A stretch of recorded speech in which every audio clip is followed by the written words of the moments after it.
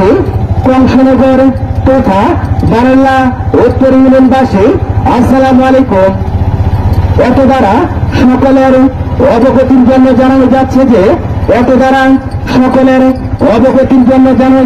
যে মাদকের বিরুদ্ধে এলাকার যুব সমাজ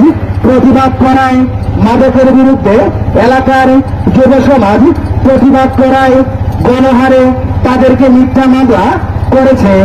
আমরা এলাকাবাসী ও যুব সমাজ তাদের শাস্তির দাবিতে আগামীকাল রোজ শুক্রবার সকাল 10 ঘটিকায় ঐতিহ্যবাহী কংসনগর বাজারে মানববন্ধন এবং এক সংবাদ সম্মেলনের আয়োজন করেছে। উক্ত মানববন্ধন ও সংবাদ সম্মেলনে আপনাদের উপস্থিতি